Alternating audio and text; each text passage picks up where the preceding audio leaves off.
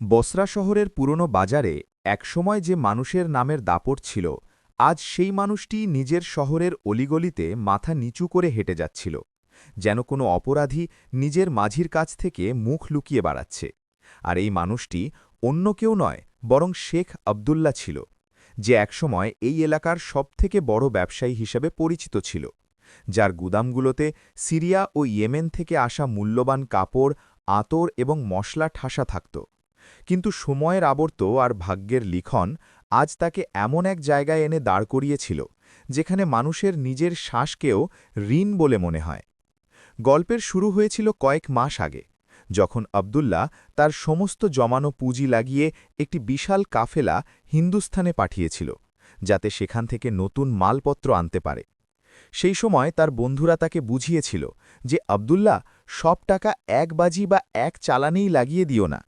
কিন্তু সেই সময় খ্যাতি আর সফলতার নেশা তার চোখের সামনে পর্দা টেনে দিয়েছিল। তার মনে হতো সে যে মাটিতে হাত দেয় তাই সোনা হয়ে যায়। তাই সে কারো কথা শুনল না এবং সেই টাকাগুলোও লাগিয়ে দিল, যা সে নিজের মেয়ের বিয়ের জন্য জমিয়েছিল। মাস পার হয়ে গেল, আর আবদুল্লাহ প্রতিদিন খুব ভোরে শহরের সীমানায় গিয়ে দাঁড়িয়ে থাকত, এই আশায় যে হয়তো দূর থেকে তার উঁট আর ঘোড়াগুলোর ওড়ানো ধুলো দেখা যাবে। কিন্তু সেই দিন আর কখনো আসেনি। বরং একদিন বিকেলে যখন সূর্য ডুবছিল আর আকাশে লালিমা ছেয়েছিল, তখন এক ক্লান্ত, পরিশ্রান্ত এবং জখমে জর্জরিত মানুষ হচট খেতে খেতে আবদুল্লার দরজায় এল। সে ছিল তার কাফেলার পাহারাদার। সে কাঁদতে কাঁদতে সেই খবর শোনাল যা আবদুল্লার পায়ের তলা থেকে মাটি সরিয়ে দিল। সে জানাল যে পথে এক ভয়াবহ ঝড় এসেছিল এবং বেঁচে থাকা বাকি মালামাল মরুভূমির ডাকাতরা লুটে নিয়েছে, আর সবকিছু বরবাদ হয়ে গিয়েছে।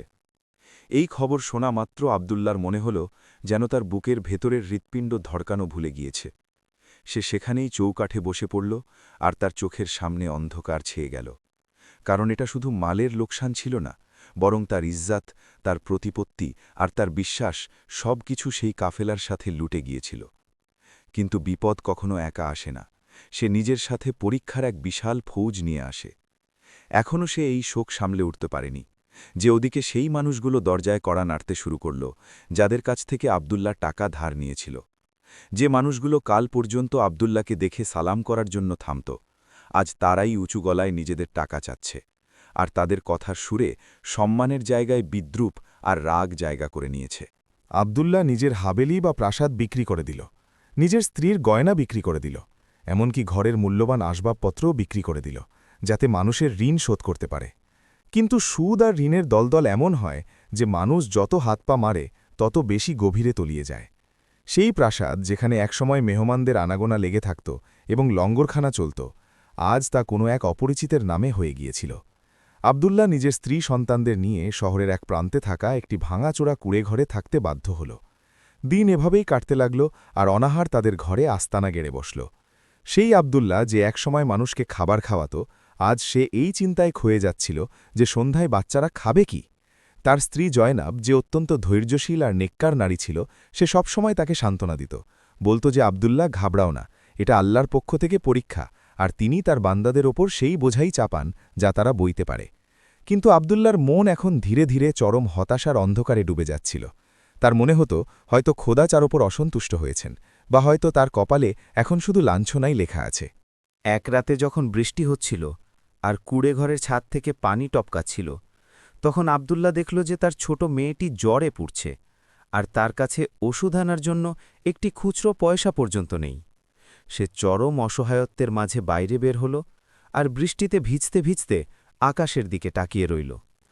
তার চোখের জল বৃষ্টির পানির সাথে মিশে যাচ্ছিল, আর তার মনে একটি প্রশ্ন বারবার জাগছিল যে সবশেষে আমিই কেন?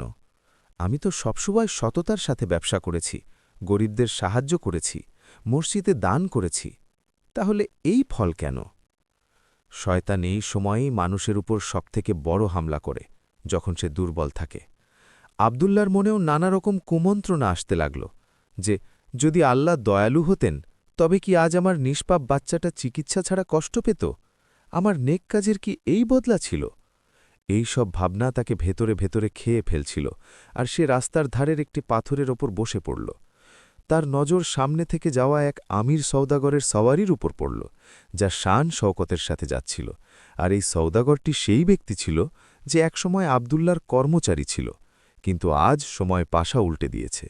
সেই সওদাগর আবদুল্লাকে চিনেও অচেনা সেজে থাকল, আর এই অবজ্ঞা আবদুল্লার বুকে খঞ্জরের মতো লাগল। সেই রাতে সে খালি হাতে বাড়ি ফিরল। তার স্ত্রী যখন তার খালি হাত দেখল, তখন কিছু বলল না, শুধু নিঃশব্দে তাকে শুকনো রুটির একটি টুকরো দিল, যা প্রতিবেশী পাঠিয়েছিল।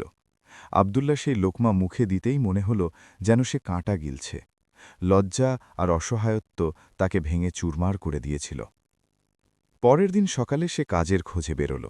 সে ভাবল, আমি মেহনত মজুরি করে নেব, বোঝা বইব, কিন্তু ভিক্ষা চাইব না। কিন্তু ভাগ্যের খেলা দেখুন, যে পুরো বাজারে কেউ তাকে কাজ দিল না, কারণ মানুষ ভাবত যে লোক নিজের ব্যবসা সামলাতে পারেনি, সে আমাদের কাজ কি করবে। প্রতিটি দোকান থেকে না শোনার পর দুপুরের কড়া রোদে সে এক পুরনো মসজিদের দেওয়ালে ঠেস দিয়ে বসে পড়ল। তৃষ্ণায় তার গলা শুকিয়ে যাচ্ছিল, আর পেটে ক্ষুধার আগুন জ্বলছিল। কিন্তু মনের ভেতরের আগুন ছিল তার থেকে অনেক বেশি ভয়ঙ্কর। সেই আগুন ছিল নিরাশার। তার মনে হচ্ছিল যে এখন সব দরজা বন্ধ হয়ে গিয়েছে, সব অবলম্বন শেষ হয়ে গিয়েছে, আর দোয়াগুলো হয়তো আসমান পর্যন্ত পৌঁছাচ্ছেই না। সে সেখানেই বসে নিজের ভাগ্যকে দোষ দিচ্ছিল, যে তখনই তার কানে মসজিদের ভেতর থেকে আসা এক বৃদ্ধের কণ্ঠস্বর পৌঁছাল, যিনি সম্ভবত ওয়াজ করছিলেন বা কারো সাথে কথা বলছিলেন। তিনি বলছিলেন, হে মানুষ, তুই নিজের কৌশলের ওপর এত ভরসা করিস কেন? যখন সব দরজা বন্ধ হয়ে যায়, তখন আসলে সেগুলো এই জন্যেই বন্ধ হয় যাতে তোকে সেই দরজার দিকে ঠেলে দেয়া যায় যা কখনো বন্ধ হয় না। এই শব্দগুলো শুনে আবদুল্লাহ চমকে উঠল। এই বাক্যটি সরাসরি তার মনে গেঁথে গেল। কিন্তু হতাশার স্তর এত পুরু ছিল যে সে ঝটকা দিয়ে উঠে দাঁড়াল আর বিড়বিড় করে বলল, এইসব কিতাবি কথা। যার পেট ভরা থাকে তাকে সাবরের কথা ভালোই লাগে। কেউ আমাকে জিজ্ঞেস করুক ক্ষুধা কি জিনিস। সে সেখান থেকে চলে গেল, কিন্তু তার মন ভারী ছিল আর পা টলছিল। তার জানা ছিল না সে কোথায় যাচ্ছে। শুধু শহর থেকে দূরে এক নির্জন প্রান্তরের দিকে বেরিয়ে গেল, যেখানে চারদিক নিস্তব্ধ ছিল। সেখানে একটি শুকনো কুয়ো ছিল, যার আশেপাশে কেউ ছিল না। আবদুল্লাহ সেখানে গিয়ে বসে পড়ল, আর প্রথমবারের মতো সে ভাবল যে কেন না এই গল্পেরই ইতি টানা যাত, কেন না এই লাঞ্ছনার জীবনের চেয়ে মৃত্যু শ্রেয়। এই ভাবনা আসতেই তার শরীরে এক হিমশীতল স্রোত বয়ে গেল। আত্মহত্যা হল শয়তানের শেষ তীর, আর আজ সেই তীর আবদুল্লার বুকের একদম কাছে ছিল। সে কুয়োর ভেতরে উকি দিল, যেখানে ঘোর অন্ধকার ছিল, ঠিক তেমনই অন্ধকার যেমনটা তার জীবনে ছিল। আসলেই কি আল্লাহর রহমত তার ওপর থেকে উঠে গিয়েছিল, নাকি এই অন্ধকার ছিল সকাল হওয়ার আগের প্রস্তুতি? এখনও সে এই সব ভাবনায় নিমগ্ন ছিল যে হঠাৎ বাতাসের এক তেজ ঝাপটা এলো, আর তার কানে দূর থেকে কারো কান্নার আওয়াজ এলো। বাতাসের সেই ঝাপটা কি কারো কান্নার সুর নিয়ে এসেছিল। কিন্তু আবদুল্লার মনোযোগ তো শুধু সেই গভীর কুয়োর দিকে ছিল, যা সেই মুহূর্তে তার কাছে মায়ের কোলের চেয়েও বেশি নিরাপদ মনে হচ্ছিল। সেই কান্নার আওয়াজ তার কাছে এমন মনে হচ্ছিল যেন দূরে কোথাও কোনো পাখি জখম হয়ে ছটফট করছে। কিন্তু আবদুল্লার নিজের ভেতরে যে তুফান বইছিল, তা বাইরের যে কোনো শোরগোলের চেয়ে বেশি খতরনাক ছিল। সে কুঁয়োর পাড়ে ঝুঁকেছিল, আর তার শ্বাস দ্রুত বইছিল, যেন সে মাইলের পর মাইল পথ পাড়ি দিয়ে এসেছে। অথচ সে কেবল দাঁড়িয়েছিল। সেই গভীর কালো পানিতে সে নিজের মৃত্যু নয়, বরং মুক্তি দেখতে পাচ্ছিল। শয়তান তার কানে অনবরত বিষ ঢালছিল। সে তাকে সেই সমস্ত দৃশ্য দেখাচ্ছিল যা গত কয়েক মাসে সে দেখেছে। কিভাবে তার স্ত্রী গোপনে নিজের কঙ্কন বিক্রি করেছিল যাতে আবদুল্লাহকে লজ্জিত হতে না হয়। কিভাবে তার মেয়ে ক্ষুধা লাগলে পানি খেয়ে পেট ভরে নিয়েছিল আর হেসে বলেছিল যে আব্বা, আমার ক্ষুধা নেই। এই স্মৃতিগুলো তপ্ত লোহার মতো তার কলিজাকে দগ্ধ করছিল। আবদুল্লাহ ভাবল, যদি আমি মরে যাই, তবে অন্তত তাদের আমার কারণে রোজ রোজ এই অপমান তো সইতে হবে না। লোকে বলবে যে আবদুল্লাহ কাপুরুষ ছিল, মরে গিয়েছে। বলতে দাও মানুষকে, এমনিতে দুনিয়াদারদের মুখ কে রুখতে পেরেছে। সে নিজের সাথে কথা বলতে লাগল। তার শরীর কাঁপছিল, আর কপালে ঘামের ফোঁটা ছিল যা ঠান্ডা বাতাস সত্ত্বেও বয়ে যাচ্ছিল। সে ভাবছিল যে শুধু একটি ঝাঁপ, আর তারপর এই সমস্ত কিস্সা খতম। না কেউ ঋণ চাইতে আসবে, না বাচ্চার ক্ষুধার্ত চোখ দেখতে হবে, না স্ত্রীর নীরব আহাজারি শুনতে হবে। শুধু নীরবতা থাকবে, চিরস্থায়ী নীরবতা। কিন্তু যেমনই সে নিজের একটি পা তুলে কুয়োর দেয়ালে রাখল, তার মনের কোনো এক কোণ থেকে একটি দুর্বল কণ্ঠস্বর এল। আব্দুল্লাহ, তুই কি তোর রবের রহমত থেকে নিরাশ হয়ে গেলি? তোর হিম্মত কি এই পর্যন্তই ছিল? কিন্তু অন্যদিকে নিরাশার শয়তান চিৎকার করে বলছিল, কেমন রহমত, কোথায় সাহায্য? দেখ তোর অবস্থা, তুই তো রাস্তার কুকুরের চেয়েও অধম হয়ে গেছিস। লাফ দে, সব শেষ করে দে। আব্দুল্লার চোখ বন্ধ ছিল, আর সে সামনের দিকে ঝুঁকতে যাবে, ঠিক তখনই সেই কান্নার আওয়াজ আবার এলো, এবং এবার সেই আওয়াজ খুব পরিষ্কার আর কাছে ছিল। সেই কান্নার সুরের ভেতর এতটাই কষ্ট ছিল যে আব্দুল্লার পা নিজে থেকেই থমকে গেল। এক অদ্ভুত টান ছিল সেই কাঁদতে থাকা মানুষটির আওয়াজে, যা আব্দুল্লাকে মৃত্যুর মুখ থেকে টেনে আনল। সে রাগ আর বিস্ময় নিয়ে ভাবল যে এই নির্জন প্রান্তরে আমার ছাড়া আর কোন অভাগা আছে যে নিজের ভাগ্যের উপর কাঁদছে? মৃত্যুর সময়েও কি আমি একটু শান্তি পাব না? সে কুয়োর পাড় থেকে পিছিয়ে এলো, আর সেই দিকে চলতে লাগল যেদিক থেকে আওয়াজ আসছিল। পায়ের নিচে শুকনো পাতা ভেঙে যাওয়ার শব্দ প্রতিধ্বনিত হচ্ছিল। কিছুদূর গিয়ে সে দেখল যে এক পুরনো শুকনো গাছের নিচে এক বৃদ্ধ ব্যক্তি সিজদায় পড়ে আছেন। তার কাপড়চোপড় ছিল ছেঁড়াফেড়া আর শরীরে ধুলোবালি লেগেছিল। তিনি এমনভাবে কান্নাকাটি করছিলেন যেমন কোনো ছোট বাচ্চা তার মায়ের কাছে কিছু চায়। আব্দুল্লাহ সেখানেই দাঁড়িয়ে তাকে দেখতে লাগল। তার মনে এক অদ্ভুত বিরক্তি জাগল। সে ভাবছিল এই ফকির হয়তো খাবার চাচ্ছে বা এর ওপরও কোনো বিপদ ভেঙে পড়েছে। কিছুক্ষণ পর যখন সেই বৃদ্ধ মাথা তুললেন, তখন তার দাড়ি চোখের জলে ভিজে গিয়েছিল। তিনি আব্দুল্লাহকে সেখানে দাঁড়িয়ে থাকতে দেখে ভয় পাওয়া বা ঘাবড়ানোর বদলে তার চেহারায় এক অদ্ভুত নূর আর প্রশান্তি ছিল। আব্দুল্লাহ কর্কশ গলায় জিজ্ঞেস করল, বড় মিয়া, কেন এই নির্জন প্রান্তরে শোরগোল করছেন? আপনাকেও কি দুনিয়া প্রত্যাখ্যান করেছে? আপনারও কি সবকিছু লুটে গিয়েছে যে এখানে মৃত্যু খুঁজতে এসেছেন? আব্দুল্লার কণ্ঠে তিক্ততা ছিল। সে চাচ্ছিল যে এই বৃদ্ধ তাই বলুক যা আব্দুল্লাহ শুনতে চাচ্ছিল, যে হ্যাঁ, দুনিয়া জালেম আর খোদা আমাদের ওপর নারাজ। কিন্তু সেই বৃদ্ধ যে জবাব দিলেন তা আব্দুল্লার পায়ের নিচ থেকে মাটি সরিয়ে দিল। তিনি একটি গভীর শ্বাস নিলেন এবং খুব নরম স্বরে বললেন, না বেটা, আমি মৃত্যু খুঁজতে আসিনি। আমি তো এখানে জীবন চাইতে এসেছি। আমার সবকিছু লুটে যায়নি। আমার রব যখন আমার সাথে আছেন, তখন আমার কি লুট হতে পারে? এটা শুনে আব্দুল্লার মনে হল যেন কেউ তাকে নিয়ে উপহাস করছে। সে চিৎকার করে উঠল, কোন রব? কোথায় তিনি? যদি তিনি তার বান্দাদের কথা শুনতেন, তবে আজ আমি এখানে দাঁড়িয়ে থাকতাম না। আমি আমার সারা জীবন মেহনত করেছি, মানুষকে সাহায্য করেছি, নামাজ পড়েছি, আর বিনিময়ে আমি কি পেলাম? লাঞ্ছনা, ক্ষুধা আর এই জনশূন্য কুয়ো। আমি ওখানে নিজের প্রাণ দিতে গিয়েছিলাম, কারণ আমার কাছে এখন বেঁচে থাকার কোনো কারণ বাকি নেই। আব্দুল্লাহ বলতে বলতে কেঁদে ফেলল। সে ফুপিয়ে ফুপিয়ে কাঁদতে লাগল। সেই সমস্ত ক্ষোভ যা মাসের পর মাস তার ভেতরে জমা হয়েছিল, তা আজ সেই অজানা বৃদ্ধের সামনে বেরিয়ে এলো। বৃদ্ধ নিঃশব্দে তাকে দেখতে থাকলেন, আর যখন আব্দুল্লার কান্না কিছুটা কমল, তখন তিনি নিজের ঝুলি থেকে চামড়ার একটি পুরনো পানির পাত্র বের করে আব্দুল্লার দিকে এগিয়ে দিলেন। আব্দুল্লাহ প্রথমে তো অস্বীকার করল, কিন্তু তৃষ্ণা এত তীব্র ছিল যে সে সেই পানি ঢকঢক করে খেয়ে নিল। পানি খাওয়ার পর তার কিছুটা হুঁশ ফিরলে বৃদ্ধ হেসে জিজ্ঞেস করলেন, বেটা, যখন তুমি কুয়োয় ঝাঁপ দিতে যাচ্ছিলে, তখন কি তোমার বিশ্বাস ছিল যে মৃত্যুর পর তোমার সব মুশকিল আসান হয়ে যাবে? আব্দুল্লাহ রাগের সাথে বলল, অন্তত এই দোজখ থেকে তো মুক্তি পাওয়া যেত।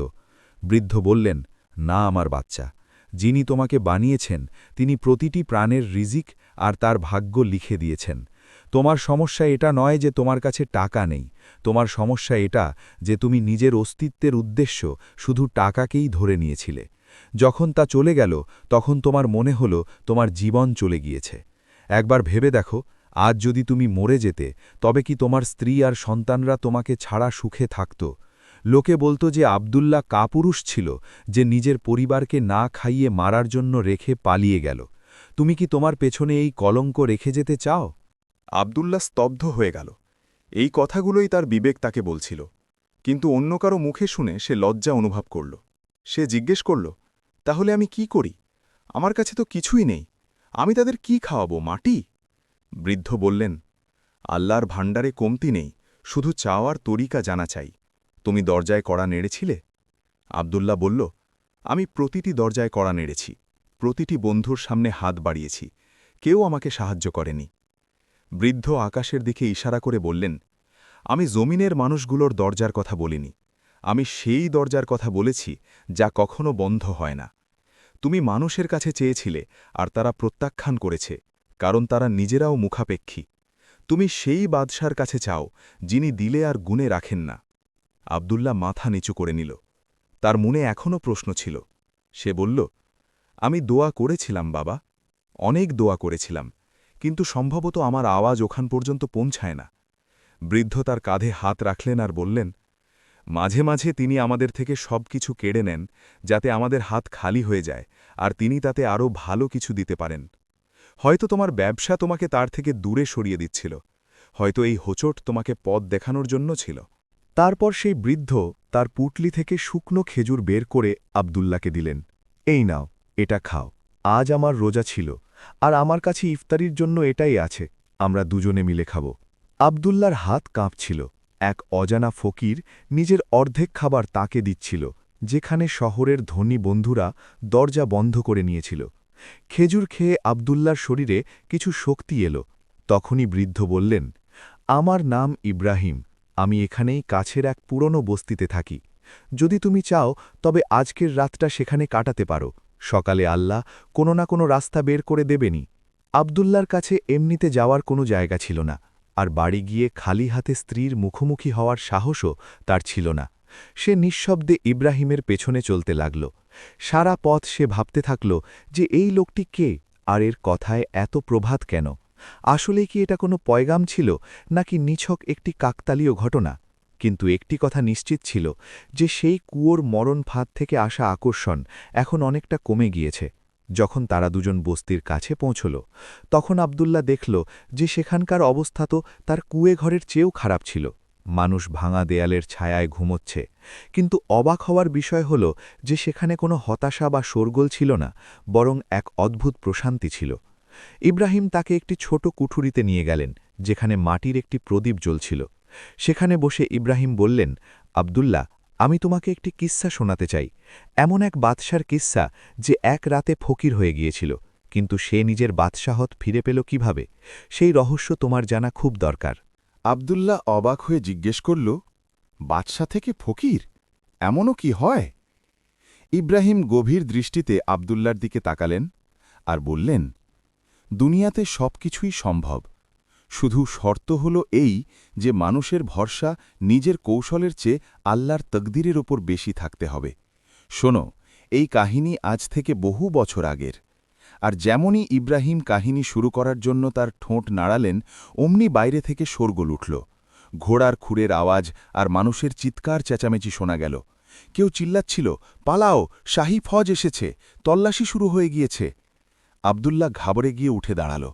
সে ইব্রাহিমের দিকে তাকাল, কিন্তু সেই বৃদ্ধ নিজের জায়গা থেকে একটুও নড়লেন না, শুধু হেসে বললেন, বসে পড়ো বেটা, যাকে আল্লাহ বাঁচাতে চান তাকে কোনো ফজ ধরতে পারে না, আর যার সময় এসে গিয়েছে তাকে কোনো কেল্লা বাঁচাতে পারে না। আব্দুল্লার বুঝে আসছিল না যে কি হচ্ছে। সে কি বিপদ থেকে পালিয়ে এসে আরও এক নতুন বিপদে ফেসে গেল? বাইরে হট্টগোল বাড়ছে আর দরজায় সজোরে কড়া নাড়া হল। দরজায় সেই জোরালো আঘাত কোনো মানুষের হাতের চেয়ে বরং কোনো বিপদের হাতুড়ির মতো লাগছিল। আব্দুল্লার কলিজা ধক করে উঠল, আর তার মনে হল যে হয়তো তার পাওনাদারগা তাকে খুঁজতে খুঁজতে এখানে পৌঁছে গিয়েছে, অথবা শাহী ফজ তাকে ধরতে এসেছে। কারণ গরিব আর সহায়হীন হওয়াও জামানার নজরে কোনো অপরাধের চেয়ে কম নয়। কুঠুরির ভেতর নিস্তব্ধতা ছিল, যা বাইরের শোরগোল থেকে একেবারে আলাদা। ইব্রাহিম নিজের জায়গা থেকে নড়লেনও না। তিনি শুধু নিজের তসবি ঘোরানো বন্ধ করলেন এবং দরজার দিকে তাকিয়ে নিচু স্বরে বললেন, যে আসতে চায় সে আসবে, আর যে যেতে চায় সে যাবে। দরজা খুলে দাও আব্দুল্লাহ। আব্দুল্লার পা যেন পাথরের মতো ভারী হয়ে গিয়েছিল। সে ভয়ে ভয়ে এগিয়ে গেল এবং কাঁপা কাঁপা আঙুলে খিল খুলল। যেমনই দরজা খুলল, বাইরে দাঁড়িয়ে থাকা দুজন দীর্ঘকায় সিপাহী তাকে ধাক্কা দিল এবং ভেতরে দাখিল হল। তাদের হাতে মশাল ছিল, যা থেকে বের হওয়া ধোঁয়া ঘরে ভরে গেল, আর তাদের তলোয়ারগুলো আলোতে চিকচিক করছিল।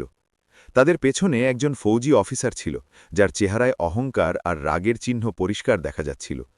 সেই অফিসার ঘরে ঢুকল এবং তার নজর প্রথমে আবদুল্লার ওপর পড়ল, যে ভয়ে দেয়ালের সাথে সেঁটে গিয়েছিল, এবং তারপর ইব্রাহিমের ওপর গেল, যিনি এখনও মাটিতে বসেছিলেন।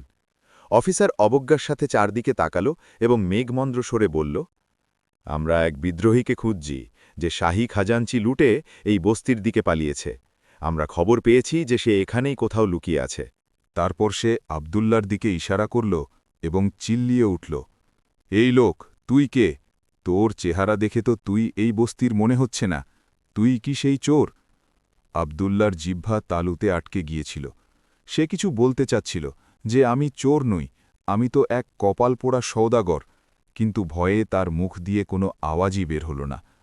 তখনই ইব্রাহিম তার ঘাড় তুললেন এবং খুব শান্ত স্বরে বললেন, হে অফিসার, এ আমার মেহমান এবং আজই এই গরিবখানায় এসেছে।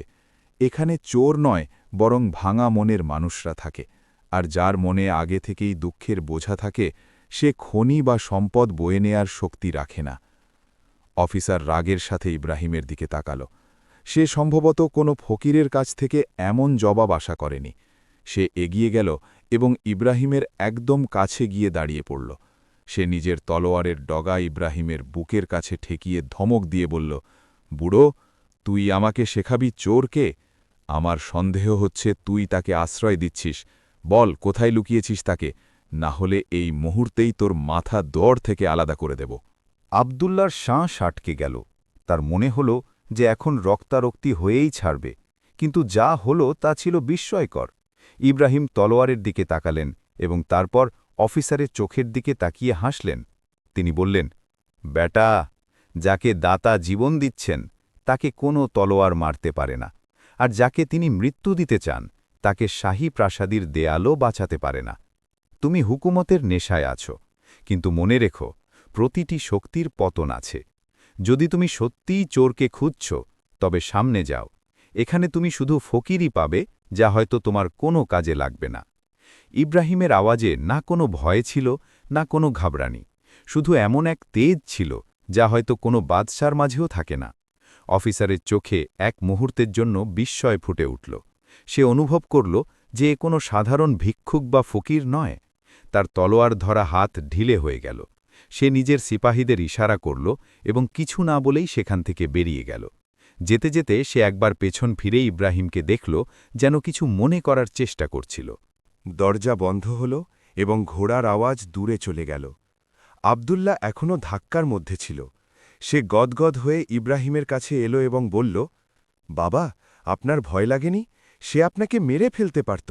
আপনি তাকে এমনভাবে জবাব দিলেন যেন আপনি কোনো শাহেনশাহ।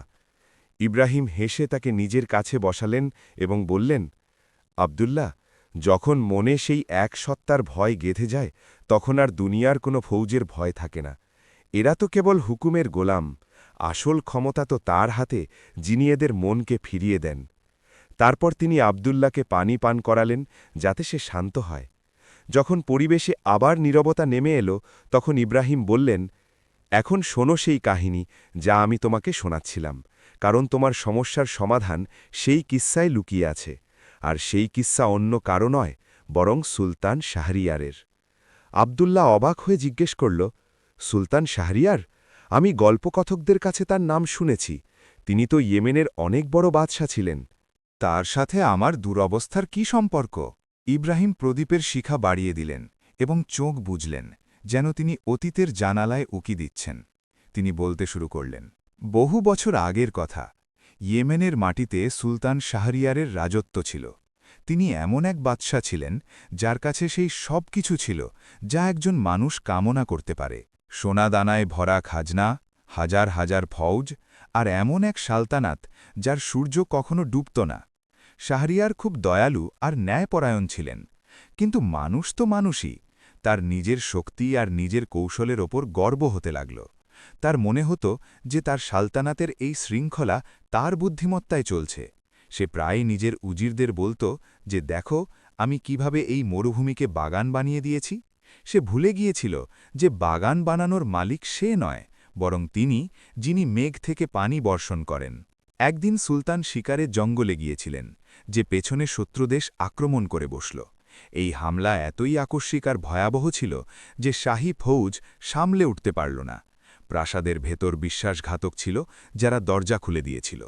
যখন সুলতান ফিরে এলেন তখন তিনি দেখলেন যে তার শহর জ্বলছে, তার প্রাসাদ শত্রুর দখলে, আর তার নিজের সিপাহীরা হয় মরে গিয়েছে নয়তো শত্রুর সাথে হাত মিলিয়েছে। সুলতান, যিনি সকাল পর্যন্ত লাখ লাখ মানুষের মালিক ছিলেন, সন্ধে হতে হতে নিজের যান বাঁচানোর জন্য সেই জঙ্গলের দিকেই পালালেন যেখানে তিনি শিকার করতে গিয়েছিলেন। এখন তার কাছে না ঘোড়া ছিল, না তলোয়ার, আর না কোনো সাহায্যকারী।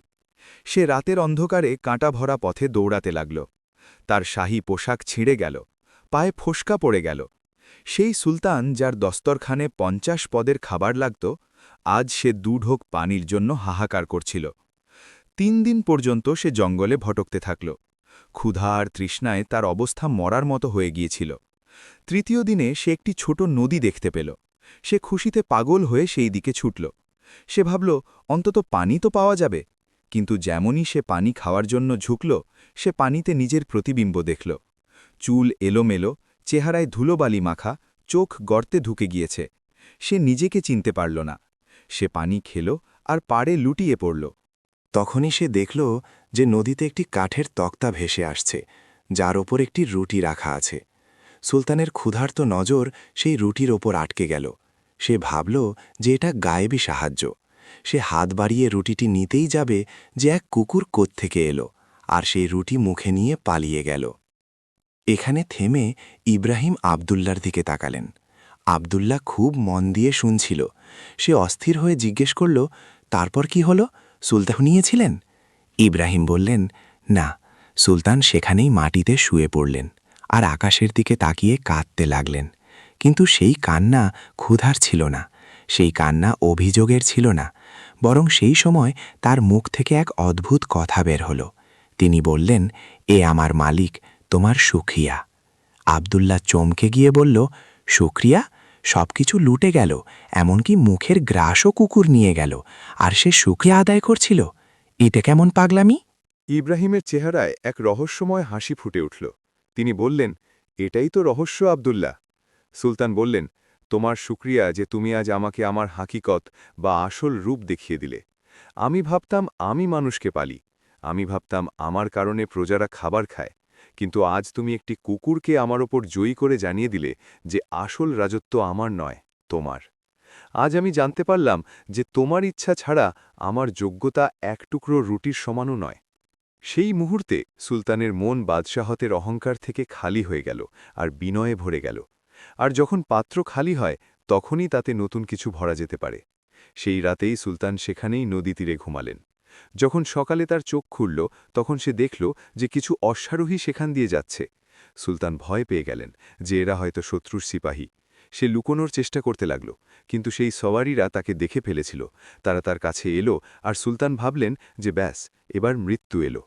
কিন্তু যেমনই সেই সওয়ারিরা কাছে এলো, তারা ঘোড়া থেকে লাফিয়ে সুলতানের পায়ে লুটিয়ে পড়ল। তারা কাঁদছিল আর বলছিল, হুজুর, আমরা আপনাকে খুঁজতে খুঁজতে পাগল হয়ে গিয়েছি। শত্রু প্রাসাদে কবজা করেছিল, কিন্তু জনতা বিদ্রোহ করে দিয়েছে আর শত্রুকে মেরে তাড়িয়েছে। এখন পুরো সালতানাত আপনার জন্য অপেক্ষা করছে। সুলতান অবাক ছিলেন। সে কাল পর্যন্ত রুটির জন্য কুকুরের কাছে হেরে গিয়েছিল, আর আজ আবার বাদশাহ হয়ে গেল। কিন্তু আবদুল্লার কাহিনী এখানে শেষ হয় না। আসল কাহিনী তো এখন শুরু হয়, যে ফিরে সিংহাসনে বসার পর সুলতান কি করেছিলেন, আর সেটাই তোমার জন্য সবথেকে বড় সবক। আবদুল্লাহ যে এখন পর্যন্ত কাহিনীতে হারিয়ে গিয়েছিল, সে অনুভব করল যে তার মনের বোঝা কিছু হালকা হচ্ছে। সে ইব্রাহিমকে জিজ্ঞেস করল, সে কি করেছিল বাবা? সে কি সেই গাদ্দারদের সাজা দিয়েছিল? সে কি নিজের দৌলত আবার জমা করেছিল? ইব্রাহিম মাথা নাড়লেন আর বললেন, না। সুলতান যখন আবার তখ্তে বসলেন তখন তিনি সবথেকে প্রথম কাজ এই করলেন যে নিজের খাজনা খুলে দিলেন এবং ঘোষণা করলেন যে আজ থেকে কোনো কিছু আমার খাজনা নয়, বরং আল্লাহর খাজনা। কিন্তু তিনি একটি অদ্ভুত ফয়সালা নিলেন, যা পুরো দুনিয়াকে অবাক করে দিল। তিনি নিজের প্রাসাদের দরজায় সেই কুকুরের ছবি বানালেন যে তার রুটি চুরি করেছিল। কুকুরের ছবি? আবদুল্লাহ অবাক হয়ে জিজ্ঞেস করল, বাদশাহ এমন কেন করলেন? ইব্রাহিম বললেন, যাতে তিনি যখনই প্রাসাদ থেকে বাইরে বেরোন বা ভেতরে আসেন তার মনে থাকে যে তার আসল অবস্থা কি। যাতে তিনি কখনো দ্বিতীয়বার তাকাব্বুর বা অহংকার না করেন। আব্দুল্লাহ, তোমার সমস্যা এই যে তুমি নিজের মাল হারিয়েছ, কিন্তু তোমার ঈমান এখনও বাকি আছে। সেই সুলতান ফিরে বাদশাহ এই জন্যই হয়েছিলেন কারণ তিনি আল্লাহর রহমত থেকে নিরাশ হবার বদলে নিজের হকিকাত চিনেছিলেন। তোমার ব্যবসা ডুবে গিয়েছে, তোমার টাকা চলে গিয়েছে, কিন্তু তোমার খোদা কি চলে গিয়েছেন? এই প্রশ্নটি তীরের মতো আব্দুল্লার মনে গেঁথে গেল। ঘরে নিস্তব্ধতা ছেয়ে গেল। শুধু প্রদীপের শিখা কাঁপছিল। আব্দুল্লার চোখ দিয়ে জল বইতে লাগল। কিন্তু এই জল হতাশার ছিল না, বরং অনুশোচনার ছিল। সে কিছু বলতে যাবে এমন সময় হঠাৎ তার নজর ইব্রাহিমের হাতের ওপর পড়ল। যখন ইব্রাহিম পানির পাত্র রাখছিলেন তখন তার আস্তিন একটু ওপরে উঠে গিয়েছিল, আর সেখানে আব্দুল্লাহ একটি চিহ্ন দেখল, একটি শাহী মোহরের চিহ্ন, যা ছোটবেলায় সে কাহিনীতে শুনেছিল যে শুধু শাহী খানদানের লোকেদের শরীরে থাকে। আব্দুল্লার মাথা ঘুরে গেল। সে মনোযোগ দিয়ে ইব্রাহিমের চেহারা দেখল। বলিরেখা আর সাদা দাড়ির আড়ালে সে এক পরিচিত আভিজাত্য দেখতে পেল। তার ঠোঁট কাঁপল এবং সে ধীরে ধীরে জিজ্ঞেস করল, বাবা, এই কিস্সা, এই সুলতান শেহরিয়ারের কিস্সা, এটা কি শুধুই কিস্সা নাকি? ইব্রাহিম দ্রুত নিজের আস্তিন নিচে নামিয়ে নিলেন, আর তার চোখে এক গভীর রহস্য খেলা করতে লাগল। তিনি আঙুল নিজের ঠোঁটে রাখলেন আর বললেন, খামোশ থাকো আব্দুল্লাহ, রহস্যকে রহস্যই থাকতে দাও। দুনিয়া জাহেরকে বা বাইরের রূপকে দেখে, তুমি বাতেনকে বা অন্তরের গভীরকে দেখার চেষ্টা করো। এখন ঘুমিয়ে পড়ো, কারণ আগামীকাল সকালে তোমাকে এক নতুন লড়াই লড়তে হবে। আর সেই লড়াই তোমার পাওনাদারদের সাথে নয়, বরং তোমার নিজের ইয়াকিন বা বিশ্বাসের সাথে হবে। আব্দুল্লাহ শুয়ে তো পড়ল, কিন্তু ঘুম তার চোখ থেকে বহু দূরে ছিল। তার মাথায় হাজারো প্রশ্ন ছিল। এই ফকির ইব্রাহিমই কি সেই নামজানা সুলতান? আর যদি তাই হয়, তবে তিনি এখানে এই হালতে কেন? আর কাল সকালে সেই নতুন লড়াই কি হবে যার কথা ইব্রাহিম বললেন? বাইরে রাতের অন্ধকার গভীর হয়ে গিয়েছিল, কিন্তু আব্দুল্লার ভেতর আশার এক হালকা কিরণ ফুটে উঠেছিল। সে কি জানত যে সকাল হতেই তার দরজায় এমন কেউ আসার কথা যে তার জীবনের মোড় চিরদিনের জন্য বদলে দেবে? এমন এক মেহমান যে সুসংবাদ আনবে, নাকি আরও এক পরীক্ষা? রাতের অন্ধকার ধীরে ধীরে কাটছিল, আর পূর্বদিকে হালকা সাদা আভা ফুটতে শুরু করেছিল। পাখিদের কিচিরমিচির নির্জন প্রান্তরে জীবনের ঢেউ তুলেছিল। আব্দুল্লার চোখ খুললে সে দেখল যে সে মাটির মেঝেতে চাটাইয়ের ওপর শুয়ে আছে, কিন্তু ইব্রাহিম সেখানে নেই। সেই ছোট কুঠুরিতে এখন শুধু নিস্তব্ধতা। আব্দুল্লাহ হড়বড়িয়ে উঠল এবং বাইরে দৌড়ে গেল। তার মনে হল যে হয়তো সেই বৃদ্ধ তাকে ছেড়ে চলে গিয়েছেন, কিন্তু যখন সে বাইরে বের হল তখন দৃশ্যটি ছিল অন্য কিছু। ইব্রাহিম বস্তির ধারে একটি ছোট পাথরের ওপর বসে সূর্য ওঠাকে দেখছিলেন, আর তার হাতে সেই পুরনো তসবিহটি ছিল। তার চেহারায় এমন প্রশান্তি ছিল যেন তার দুনিয়ার কোনো চিন্তাই নেই। আব্দুল্লাহ গুটি গুটি পায়ে তার কাছে গেল এবং আদবের সাথে দাঁড়িয়ে রইল। ইব্রাহিম পেছন না ফিরেই বললেন, সকালের বাতাসে আল্লাহ শেফা রেখেছেন আব্দুল্লাহ, যে এই সময় ঘুমায় সে নিজের অংশের বরকত হারিয়ে ফেলে। আব্দুল্লাহ ধীরে ধীরে বলল, বাবা, রাতে আপনি যে কিস্সা শোনালেন আর সেই চিহ্ন যা আমি আপনার হাতে দেখলাম, আমার মন মানতে রাজি নয় যে এই সব নিছক কাকতলীয়। আপনি কি সেই? ইব্রাহিম হাত তুলে তাকে থামিয়ে দিলেন। তার চোখে এমন এক চমক ছিল যা আব্দুল্লাহকে চুপ করিয়ে দিল। তিনি বললেন, না, আমার পদমর্যাদা মানুষের আসল পরিচার নয় বেটা। আমি কে তা গুরুত্ব রাখে না। গুরুত্ব রাখে এটা যে আজ তুমি কে। তুমি কি সেই নিরাশ আব্দুল্লাহ যে কাল বিকেলে কুয়ে ঝাঁপ দিতে এসেছিলে, নাকি তুমি সেই আব্দুল্লাহ যার এই বিশ্বাস হয়ে গিয়েছে যে তার রব তাকে কখনো বিফল করবেন না?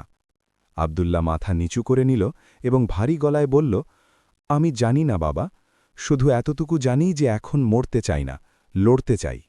ইব্রাহিম হাসলেন এবং নিজের ঝুলি থেকে একটি ছোট জিনিস বের করলেন। সেটি কাঠের তৈরি একটি অতি সাধারণ চিরুনি ছিল। তিনি সেটি আব্দুল্লার হাতের তালুর ওপর রাখলেন এবং বললেন, এই নাও, এটি তোমার কাছে রাখো। যখনই শয়তান তোমার মনে নিরাশা ঢালবে তখন এটি দেখে নিও, আর মনে রেখো যে জট পাকানো চুল ছাড়ানোর জন্য সময় আর সবার বা ধৈর্য দুটোই লাগে। তাড়াহুড়ো করলে চুল ছিঁড়ে যাবে। তোমার জীবনও এখন জট পাকানো। এটি ঝটকা দিয়ে ছাড়াতে যেও না, ধীরে ধীরে গিঁট খোলো। আব্দুল্লাহ সেই চিরুনিটি নিজের পকেটে রেখে দিল। তার আশা ছিল যে হয়তো বাবা কোনো গুপ্তধনের হদিস দেবেন বা কোনো শাহী মোহর দেবেন যাতে সে নিজের ঋণ শোধ করতে পারে। কিন্তু সে পেল তো কেবল একটি কাঠের চিরুনি আর অনেক অনেক নাসিহাত। কিন্তু অদ্ভুত বিষয় হল যে তার খারাপ লাগল না। তার মনে এক নতুন শক্তি এসে গিয়েছিল। ইব্রাহিম তাকে যাওয়ার ইশারা করলেন এবং বললেন, যাও আব্দুল্লাহ, নিজের বাড়ি যাও। কেউ তোমার দরজায় তোমার জন্য অপেক্ষা করছে। আর মনে রেখো, মেহমান আল্লাহর রহমত হয়, সে খালি হাতে আসুক না কেন। আব্দুল্লাহ পা বাড়াল। সারা পথ সে ভাবতে থাকল যে আমার এই ভাঙাচোরা কুড়ে ঘরে কে অপেক্ষা করতে পারে। পাওনাদারদের ছাড়া আর কে আছে যে আমাকে মনে রাখবে? যত সে তার বাড়ির কাছে পৌঁছল, তার হৃৎপিণ্ড তত জোরে ধড়কানো শুরু করল। সে দূর থেকে দেখল যে তার কুঁড়েঘরের বাইরে এক ভিড় জমে আছে। প্রতিবেশীরা দাঁড়িয়ে আছে আর কিছু শোরগোল হচ্ছে। আব্দুল্লার পুরনো ভয় আবার ফিরে এলো। শেঠ করিম কি এসে গেল? সে কি আমার বাচ্চাদের ঘর থেকে বের করে দিল? এই ভাবতে ভাবতে সে প্রাণপণে ছুটল। যখন সে ভিড় ঠেলে সামনে পৌঁছল, তখন দৃশ্যটি অন্য কিছু ছিল। তার স্ত্রী জয়নব দরজায় দাঁড়িয়ে কাঁদছিল, কিন্তু এই চোখের জল ভয়ের ছিল না। তার সামনে একজন লোক মাটিতে বসেছিল, যার কাপড় ছেঁড়াফেরা ছিল, শরীরে জখমের চিহ্ন ছিল, আর চেহারা রোদে পুড়ে ঝলসানো ছিল। আব্দুল্লাহ ভালো করে দেখল এবং চিৎকার করে উঠল, সলিম! এটি সলিম ছিল, তার কাফেলার পাহারাদার এবং সবথেকে বিশ্বস্ত কর্মচারী, যাকে সবাই মৃত বলে ধরে নিয়েছিল। সলিম আব্দুল্লার আওয়াজ শুনলে চেষ্টা করে উঠে দাঁড়াল এবং টলতে টলতে আব্দুল্লার বুকে ঝাঁপিয়ে পড়ল। সে বাচ্চাদের মতো কাঁদতে লাগল, মালিক, আমি বেঁচে আছি, আমি ফিরে এসেছি। আব্দুল্লাহ তাকে সামলাল। প্রতিবেশীরা অবাক হয়ে এই মিলন দেখছিল। আব্দুল্লাহ সলিমকে পানি পান করালো এবং জিজ্ঞেস করল, সলিম, তুমি বেঁচে ফিরলে কিভাবে? আর বাকি লোকেরা কোথায়? কিছু কি বেঁচে আছে? সলিম এক গভীর দীর্ঘশ্বাস নিল এবং নিজের ছেঁড়া কামিজের ভেতর থেকে একটি ময়লা পুটলি বের করল। সে সেই পুটলি আব্দুল্লার হাতে রাখল আর বলল, মালিক, সব মিথ্যে ছিল। সেই তুফান প্রাকৃতিক ছিল না, আমাদের ধোঁকা দেয়া হয়েছিল। যখন আমাদের কাফেলা উপত্যকায় পৌঁছাল, তখন ডাকাতরা হামলা করল। আমাদের সাথে যে পথপ্রদর্শক ছিল তারা তাদের সাথে মিলে গিয়েছিল। সবাই মারা গেল। আমি ঘোড়া থেকে পড়ে এক গর্তে গিয়ে করলাম, তাই বেঁচে গেলাম। ডাকাতরা সব কিছু লুটে নিল, সোনা, রূপা, মশলা, সব কিছু। আব্দুল্লার মন ভেঙে গেল। আশার যে সামান্য কিরণটুকু ছিল তাও নিভে গেল। তাহলে এই পটুলিতে কি আছে? আব্দুল্লাহ হতাশ হয়ে জিজ্ঞেস করল। সলিম বলল, যখন আমার জ্ঞান ফিরল তখন রাত হয়ে গিয়েছিল। লাশ ছড়িয়ে ছিটিয়ে পড়েছিল। আমি সেখান থেকে পালাতে যাব, ঠিক তখন দেখলাম যে একটি উট, যা সবথেকে পেছনে ছিল, তা গাছের ঝোপে আটকে আছে। ডাকাতদের নজর সম্ভবত তার ওপর পড়েনি। সেই উটের ওপর কোনো দামি মাল ছিল না মালিক, তাতে শুধু তুলোর গাঁট বোঝাই ছিল। আমি ভাবলাম খালি হাতে মালিকের কাছে কিভাবে যাব, তাই আমি সেই উট নিয়ে সেখান থেকে পালিয়ে এলাম। পথে উটটি মরে গেল, কিন্তু আমি এই সামান্য তুলো নিজের পিঠে করে নিয়ে এসেছি। আব্দুল্লাহ পুটলি খুলল। ভেতরে সেই সাদা তুলো ছিল, যা এখন ময়লা হয়ে গিয়েছে। আব্দুল্লার হাসি পেয়ে গেল, এক যন্ত্রণাদায়ক হাসি। লাখ লাখ টাকার মাল লুটে গেল, আর বাঁচল কি? এক মুঠো ময়লা তুলো। প্রতিবেশীরা যারা তামাশা দেখছিল তারা ফিসফাস করতে লাগল। বেচারা আব্দুল্লাহ ভেবেছিল হয়তো সম্পদ ফিরে এসেছে, কিন্তু এ তো আবর্জনা তুলে নিয়ে এসেছে। আব্দুল্লার রাগ চরমে উঠল। তার মনে হল যে সলিম মজা করছে। সে সেই পুটলিটি ফেলে দিতে যাবে, এমন সময় তার ইব্রাহিমের কথা মনে পড়ে গেল। মেহমান আল্লাহর রহমত হয়, সে খালি হাতে আসুক না কেন, আর রাজা বা বিধাতার বিধানে সন্তুষ্ট থাকো। আব্দুল্লাহ নিজের রাগকে হজম করে নিল। সে সালিমের জখম হাতগুলোর দিকে দেখল, যারা এত দূরের সফর শুধু এই জন্য করেছিল যাতে নিজের মালিককে কিছুটো দিতে পারে। আব্দুল্লার চোখ ভিজে এলো। সে সালিমকে বুকে টেনে নিল এবং বলল, তোর শুক্রিয়া আমার ভাই, যে তুই বেঁচে ফিরেছিস। আমার জন্য এই তুলো সোনার চেয়েও বেশি, কারণ এতে তোর বিশ্বস্ততার ঘ্রাণ আছে। জাইনাব এগিয়ে এসে সালিমের জন্য শুকনো রুটি আর পানি রাখল। ভিড় সরে গেল। লোকজন হতাশ হয়ে চলে গেল যে কোনো তামাশা হল না। এখন কুড়ে ঘরে শুধু আব্দুল্লাহ, তার পরিবার আর সালিম ছিল। সলিম খাবার খাচ্ছিল, আর আব্দুল্লাহ সেই ময়লা তুলো হাতে নিয়ে নাড়াচাড়া করছিল। হঠাৎ আব্দুল্লার আঙুল কোনো শক্ত জিনিসের সাথে ধাক্কা খেল, যা তুলোর ভেতরে লুকিয়েছিল। সে অবাক হয়ে তুলো সরালে ভেতর থেকে একটি চামড়ার তৈরি ছোট ডায়েরি বেরোল। এটি কি সালিম? আব্দুল্লাহ জিজ্ঞেস করল। সালিম লোকমা মুখে নেয়া থামিয়ে বলল, আরে হ্যাঁ মালিক, আমি বলতে ভুলে গিয়েছিলাম। এই ডায়েরিটি আমি সেই উটের জিনের মাঝে আটকে থাকা অবস্থায় পেয়েছিলাম। সম্ভবত সেই পথপ্রদর্শকের হবে, যে ডাকাতদের সাথে মিলে গিয়েছিল। আমি পড়তে জানি না, তাই আমি একে তুলোর ভেতর লুকিয়ে রেখেছিলাম। আব্দুল্লাহ কাঁপা কাঁপা হাতে সেই ডায়েরি খুলল। প্রথম কয়েক পাতা খালি ছিল, কিন্তু যখন সে মাঝখানে পৌঁছাল তখন সেখানে হিসাব নিকাশ লেখা ছিল, এবং সেখানে এমন কিছু লেখা ছিল যা পড়ে আব্দুল্লার চোখ কপালে উঠল। এটি কোনো সাধারণ ব্যবসায়ীর হিসাব ছিল না। এটি সেই চোর আর গদ্দারদের হিসাব ছিল, যারা শুধু আব্দুল্লার কাফেলা লোটেনি, বরং শহরের আরও অনেক ব্যবসায়ীকে বরবাদ করেছিল। আর সবথেকে বড় কথা, এই ষড়যন্ত্রের পেছনে যে ব্যক্তির নাম লেখা ছিল সে আর কেউ নয়, বরং শেঠ জুবায়ের ছিল, সেই ধনী সওদাগর যে কাল আব্দুল্লাহকে রাস্তায় চিনতে অস্বীকার করেছিল। আব্দুল্লার হাতে এখন শুধু তুলো ছিল না, বরং এক বারুদ ছিল যা শেঠ জুবায়েরের মিথ্যা সম্মানকে উড়িয়ে দিতে পারত। কিন্তু এই ডায়েরিতে আরও একটি জিনিস ছিল, একটি নকশা, যাতে এক নির্জন জায়গায় গুদামের চিহ্ন দেয়া ছিল, যেখানে সেই লুটে নেওয়া মাল লুকিয়ে রাখা হয়েছিল। আব্দুল্লার মাথা দ্রুত কাজ করতে লাগল। একদিকে সেই শেঠ জুবায়ের, যে শহরের সবথেকে ক্ষমতাশালী লোক, আর অন্যদিকে আব্দুল্লাহ, যে নিতান্তই ফকির। যদি সেই ডায়েরি নিয়ে কাজীর কাছে যেত, তবে হয়তো জুবায়ের তাকে পথেই মেরে ফেলত, আর যদি সে চুপ থাকত, তবে তা হতো জুলুম। এখনও সে এই টানাপোড়েনের মাঝেই ছিল যে দরজায় আবার কড়া নাড়া হল। কিন্তু এই কড়া নাড়া ছিল খুব আদবের সাথে। আব্দুল্লাহ উঠে দরজা খুলল তো দেখল যে বাইরে এক যুবক দাঁড়িয়ে আছে, যাকে দেখে কোনো বড় ঘরের কর্মচারী মনে হয়। সে ঝুঁকে সালাম করল এবং বলল, এটি কি শেখ আব্দুল্লার বাড়ি? আব্দুল্লাহ হ্যাঁসূচক মাথা নাড়ল। যুবক বলল, আমার মালিক শেঠ জুবায়ের আপনাকে স্মরণ করেছেন। তিনি খবর পেয়েছেন যে আপনার কোনো পুরনো কর্মচারী ফিরে এসেছে। তিনি আপনার সাথে দেখা করতে চান, এবং তিনি বলেছেন যে যদি আপনার কাছে কোনো কাগজ বা জিনিস থাকে যা সেই কর্মচারী দিয়েছে, তবে তিনি সেটি ভালো দামে কিনে নেবেন। আব্দুল্লার রক্ত টকবক করে উঠল। জুবায়ের খবর পেয়ে গিয়েছে। তার গুপ্তচর সব জায়গায় ছড়িয়ে আছে। আব্দুল্লার কাছে দুটি পথ ছিল, হয় সে ডায়েরি জুবায়েরের কাছে বিক্রি করে দিক এবং মুখে চাওয়া দাম নিয়ে নিজের দারিদ্র্য দূর করে নিক, অথবা সেই ডায়েরির মাধ্যমে নিজের হকের জন্য লড়াই করুক, যাতে প্রাণের ঝুঁকি ছিল। আব্দুল্লাহ পেছন ফিরে সলিম আর নিজের ক্ষুধার্ত স্ত্রী সন্তানদের দেখল। তারপর সে নিজের পকেটে রাখা সেই কাঠের চিরুনিটি স্পর্শ করল, যা ইব্রাহিম দিয়েছিলেন। চুল সুলঝাতে সময় লাগে। সে যুবকের চোখের দিকে তাকাল এবং এক অদ্ভুত হাসির সাথে বলল, তোমার মালিককে বলো যে আব্দুল্লাহ বিক্রি হওয়ার জন্য জন্ম নেয়নি, আর হ্যাঁ, তাকে বলো যে আমি আসছি, কিন্তু একা আসছি না। যুবক অবাক হয়ে তাকে দেখতে থাকল এবং চলে গেল। জয়নাব ঘাবড়ে গিয়ে বলল, আব্দুল্লাহ, এটি তুমি কি করলে? জুবায়ের আমাদের জ্যান্ত ছাড়বে না।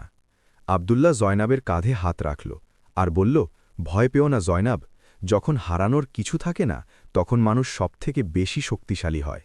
আর আজ আমার কাছে সেই শক্তি আছে যা জুবায়েরের সোনার মুদ্রার চেয়েও বেশি ভারী। আমার কাছে সত্য আছে। কিন্তু আব্দুল্লাহ যা বলেছিল যে আমি একা আসছি না, এই কথার মানে জয়নাব বুঝতে পারল না। আব্দুল্লাহ কার সাথে যাওয়ার কথা ভাবছে? সে কি আবার ইব্রাহিমের কাছে যাবে, নাকি তার মাথায় অন্য কোনো পরিকল্পনা ছিল? তখনই সলিম বলল, মালিক, আরও একটি কথা। যখন আমি মরুভূমিতে ছিলাম তখন আমি সেখানে শাহী ফৌজের কিছু সিপাহীকে দেখেছিলাম, যারা কোনো এক বিশেষ মানুষকে খুঁজছিল। আমার মনে হয় সেই গুদামের নকশা শুধু চোরদের নয়, বরং সেই বিশেষ লোকটির সাথেও জড়িত। আব্দুল্লাহ ধাক্কা খেল। ইব্রাহিমের হাতের শাহী চিহ্ন, জুবায়েরের ভয় আর এই নকশা, সব সূত্র মিলে যেতে লাগল। আব্দুল্লাহ ডায়েরি তুলল এবং দ্রুত দরজার দিকে এগোল। জয়নাব, দরজা বন্ধ করে নাও, আমি সন্ধে পর্যন্ত ফিরে আসব, হয় জিতে নয়তো। সে বাক্যটি অসম্পূর্ণ রেখেই বাইরে বেরিয়ে গেল। আব্দুল্লাহ নিজের বাড়ি থেকে বেরোল তো তার পা দ্রুত চলছিল, আর মনে এক এমন আগুন জ্বলছিল যা ভয়কে পুড়িয়ে ছাই করে দিয়েছিল। সে সোজা সেই নির্জন প্রান্তরের দিকে ছুটল যেখানে ইব্রাহিম থাকতেন। পথে মানুষ তাকে দেখে হাসতে থাকল। কেউ বলল, দেখো, পাগল সদাগর আবার স্বপ্নের পেছনে দৌড়াচ্ছে। কেউ বলল, বেচারা শোকে মানসিক ভারসাম্য হারিয়ে ফেলেছে। কিন্তু আজ আব্দুল্লার কোনো আওয়াজ কানে আসছিল না, কেবল নিজের বিবেকের আওয়াজ ছাড়া। সে জানত যে আজ ফয়সালা হয়েই ছাড়বে। হয় সে চিরদিনের জন্য মিটে যাবে, নতুবা তার হারানো সম্মান ফিরে আসবে। যখন সে সেই ভাঙা বস্তিতে পৌঁছল তখন ইব্রাহিম সেখানে উপস্থিত ছিলেন না। আবদুল্লার দম বন্ধ হয়ে আসতে লাগল। বাবা কি চলে গিয়েছেন? যদি তিনি চলে গিয়ে থাকেন তবে আমি একা কি করব? কিন্তু তখনই সে দেখল যে ইব্রাহিম বস্তির মাঝে তৈরি এক পুরনো মসজিদের চত্বরে বসে কিছু বাচ্চাদের পড়াচ্ছেন।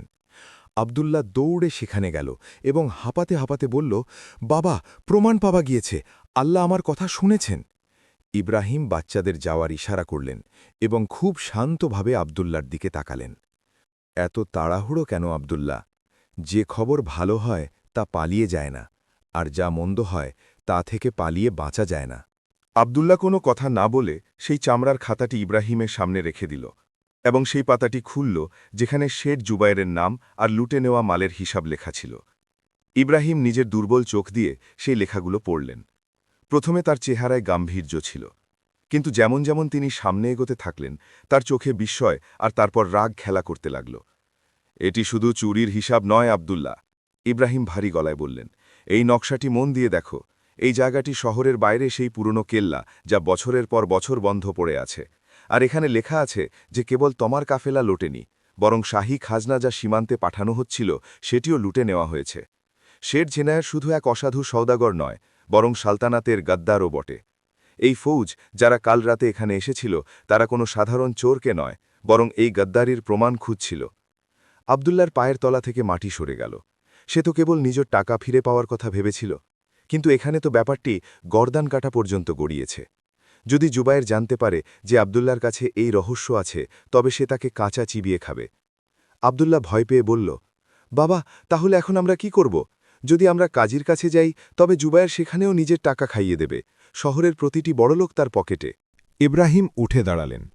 তার পিঠ সোজা ছিল আর চেহারায় এক শাহী জালাল বা তেজ ছিল। তিনি বললেন, কাজী বিক্রি হতে পারে, সিপাহী বিক্রি হতে পারে, কিন্তু সত্য বিক্রি হয় না। আজ জুম্মা এবং আজ শহরের বড় ময়দানে সব মানুষ নামাজের জন্য জমা হবে।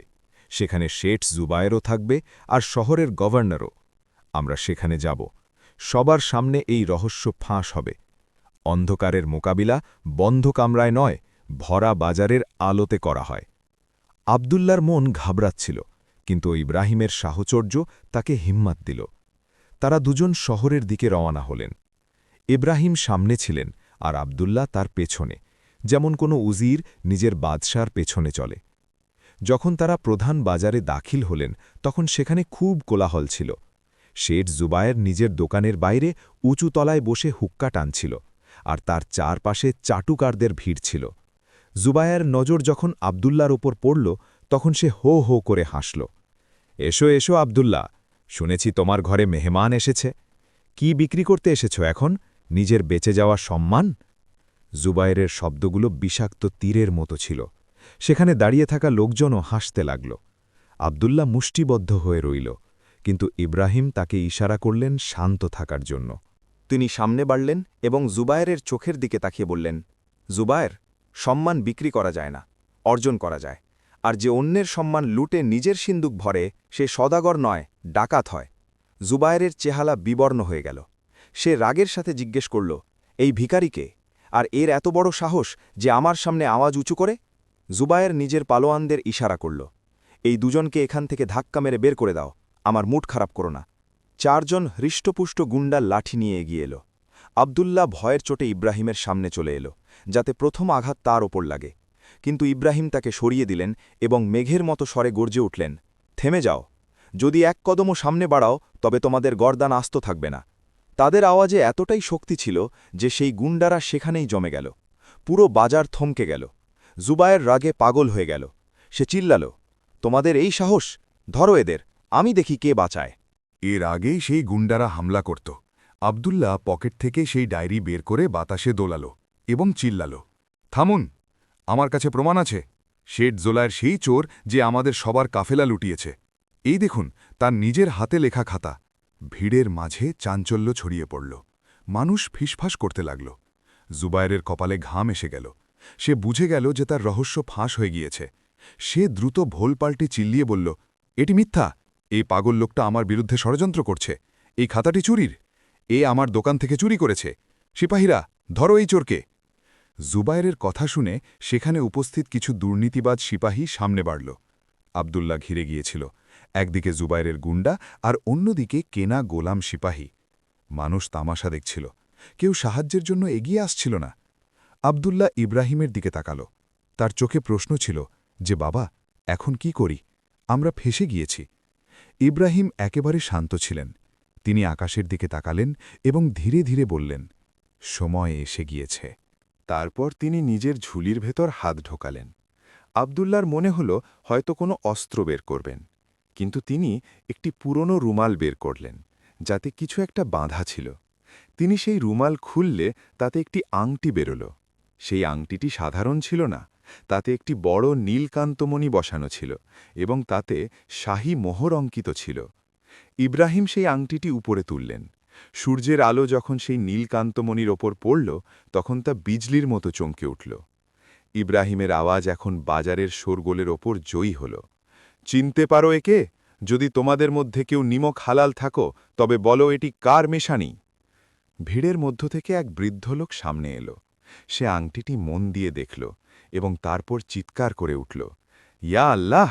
এ তো সুলতানে ইয়েমেনের শাহী আংটি। এ তো বহু বছর আগে সুলতানের নিখোঁজ হওয়ার সাথে সাথে হারিয়ে গিয়েছিল। জুবায়েরের চোখ কপালে উঠল। সে কাঁপা কাঁপা কণ্ঠে বলল, এই আংটি এই ফকিরের কাছে কিভাবে এলো? নিশ্চয়ই ও চুরি করেছে। এ সব থেকে বড় চোর, মারো ওকে। জুবায়ের নিজে খঞ্জর বের করল এবং ইব্রাহিমের দিকে তেড়ে গেল। সে চাচ্ছিল যে আর কোনো রহস্য ফাঁস হওয়ার আগে এই কিস্সা খতম করে দিতে।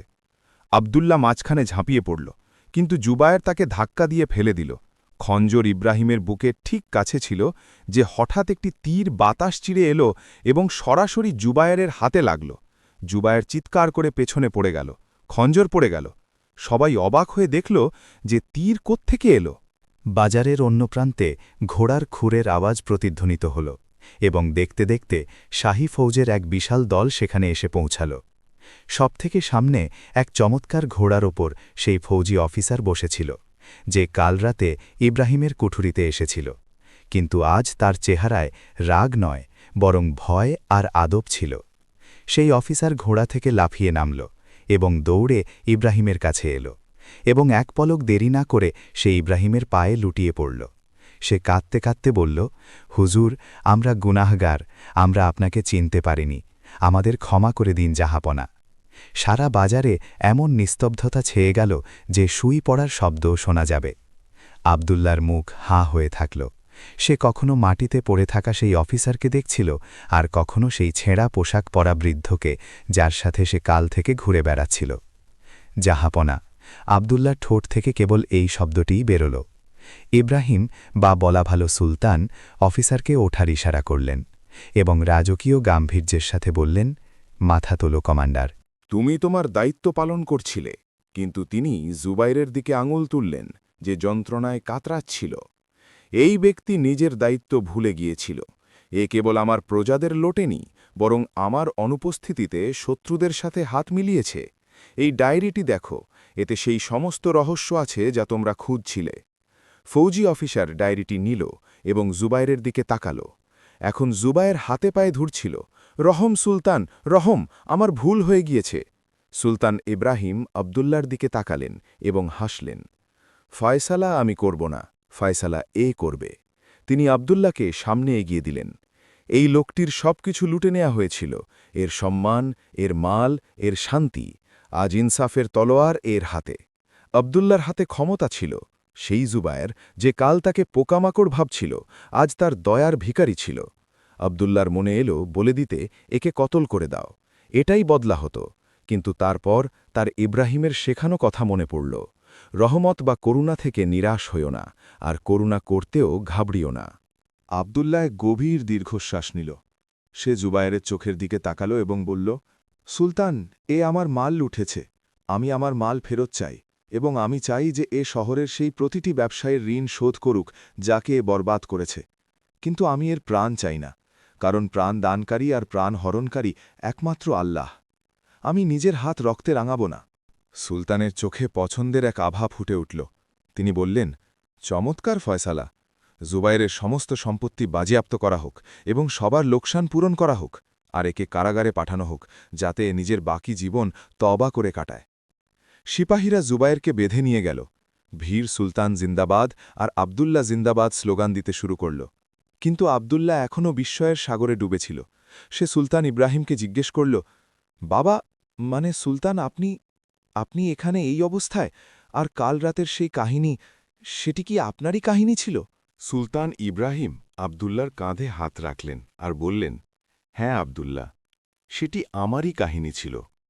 আমি সেই বাদশাহ যে তকব্বর বা অহংকারে সব কিছু হারিয়ে ফেলেছিল এবং তারপর ফকির সেজে হাকিকাত বা সত্য খুঁজে পেয়েছিল। আমি ছদ্মবেশে নিজের প্রজাদের অবস্থা জানতে বেরিয়েছিলাম, কিন্তু এখানে এসে ফেসে গেলাম, আর আল্লাহ আমার মোলাকাত তোমার সাথে করিয়ে দিলেন, যাতে আমরা দুজন একে অপরের অবলম্বন হতে পারি। তুমি আমাকে সাহায্য করেছ, আমাকে লুকিয়েছ, খাবার খাইয়েছ। আজ আমি তোমার ঋণ শোধ করব। সুলতান ঘোষণা করলেন, আজ থেকে আবদুল্লাহ শাহী খাজাঞ্চির পাহারাদার হবে এবং এর মর্যাদা শহরের সবথেকে বড় ব্যবসায়ীদের মধ্যে গণ্য হবে।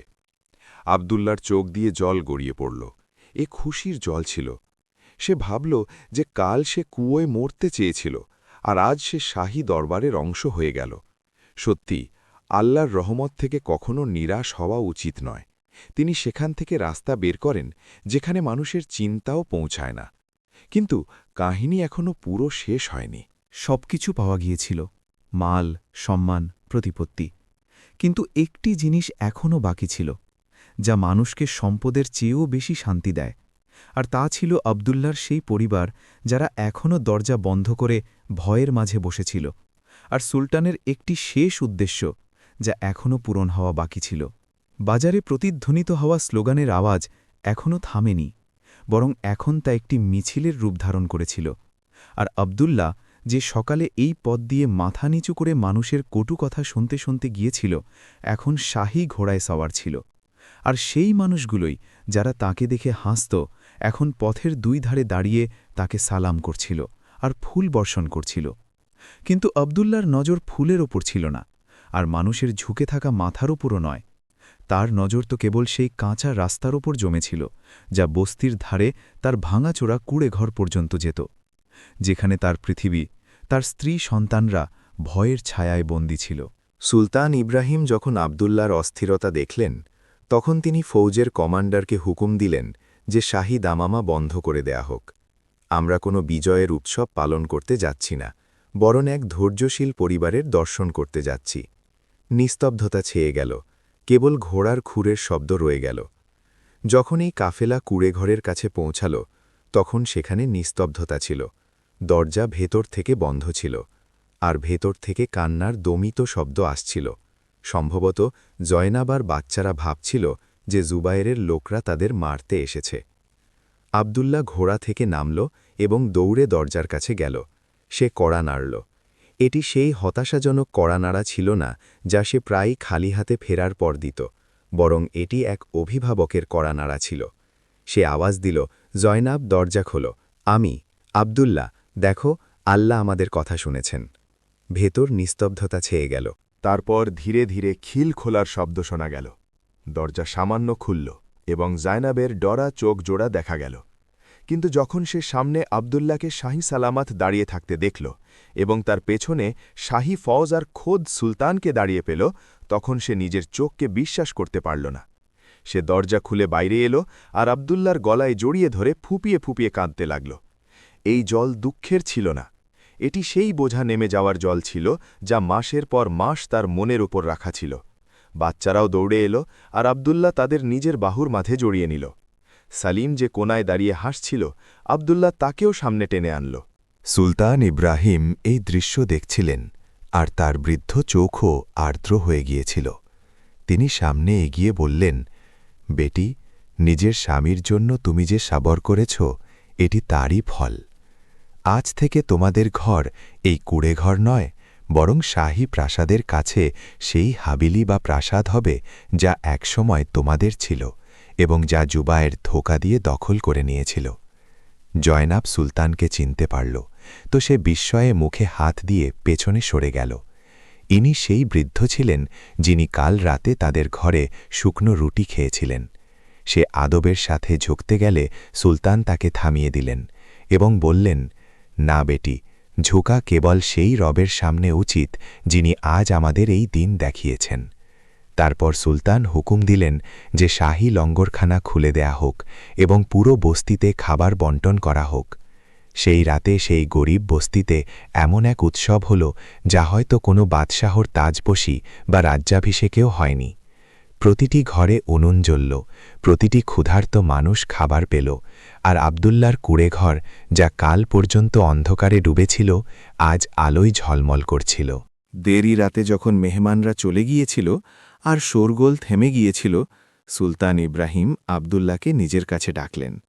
তিনি এখনও সেই কুঁড়েঘরে নাটিতে বসেছিলেন, যদিও তার জন্য প্রাসাদে নরম বিছানা তৈরি ছিল। তিনি বললেন, আবদুল্লা, তোমার মাল তুমি ফেরত পেয়েছ, তোমার সম্মানও ফিরে এসেছে, কিন্তু একটি জিনিস আছে যা তোমাকে এখনও করতে হবে। আবদুল্লা আদবের সাথে জিজ্ঞেস করল, হুকুম করুন জাহাপনা, আমার জানও আপনার জন্য হাজির আছে। সুলতান হেসে বললেন, আমার তোমার জান চাই না, আমার তোমার ওয়াদা বা প্রতিশ্রুতি চাই। আবদুল্লাহ অবাক হয়ে দেখল।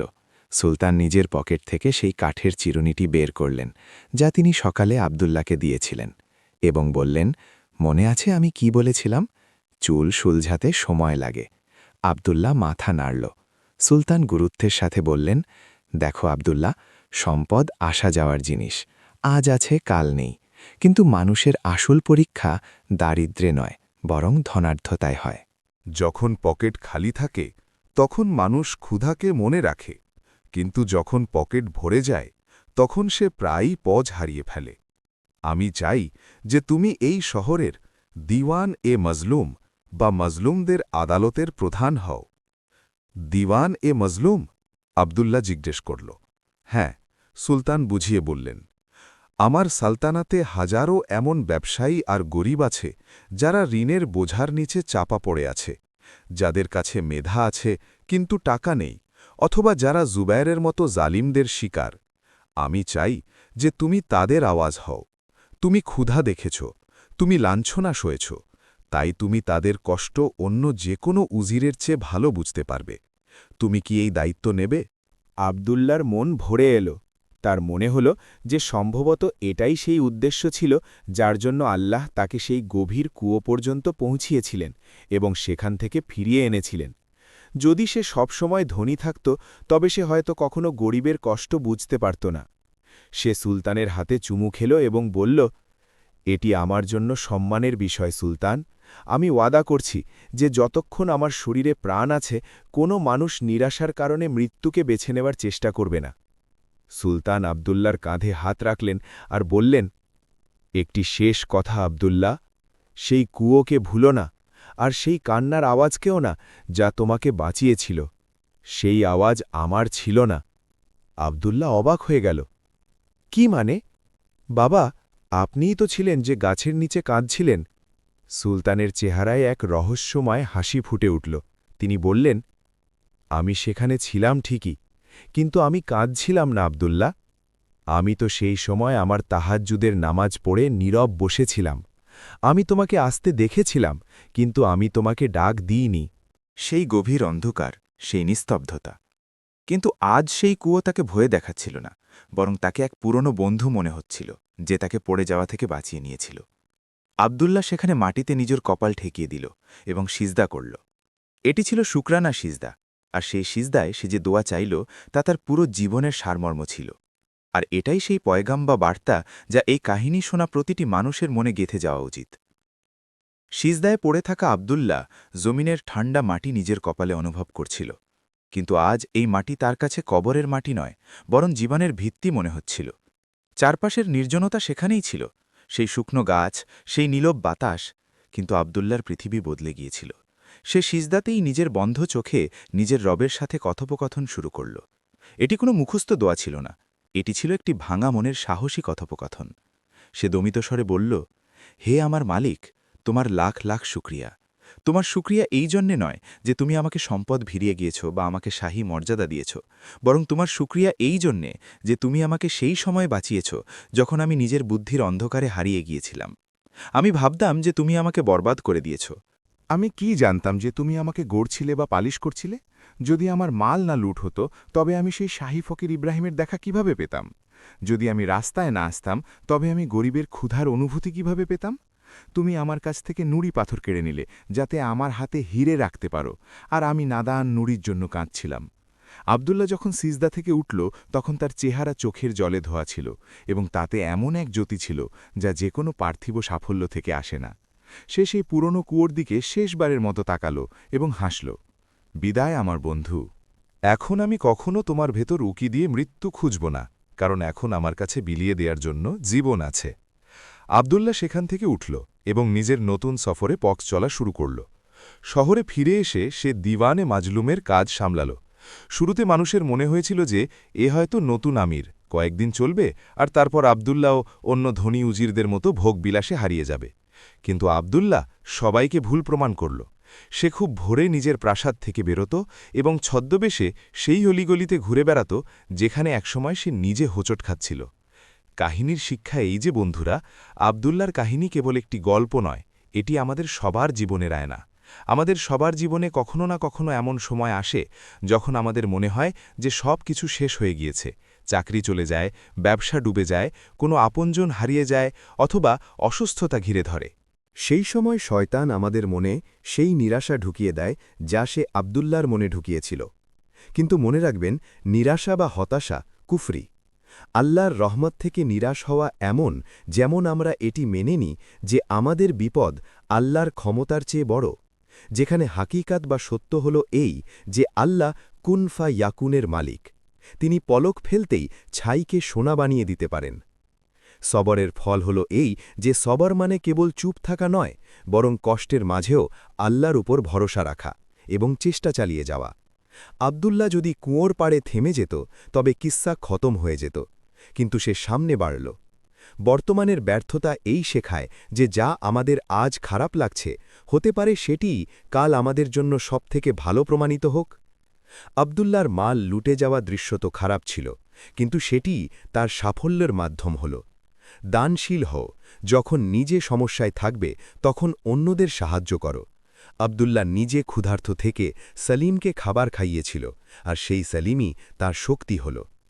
তো আজ যদি আপনারা পেরেশান বা চিন্তিত থাকেন, যদি আজ মনে হয় যে কোনো রাস্তা বাকি নেই, তবে কেবল একটি গভীর দীর্ঘশ্বাস নিন, আকাশের দিকে তাকান এবং বলুন, ইয়া আল্লাহ, আমি রাজি আছি তোমার বিধানে। শুধু আমাকে হিম্মত দাও এবং আমার জন্য সেই দরজা খুলে দাও যা আমার হকের জন্য ভালো হয়। নিঃসন্দেহে রাতের পর দিনের আগমন ততটাই সত্য যতটা আল্লাহর রহমত থাকা সত্য।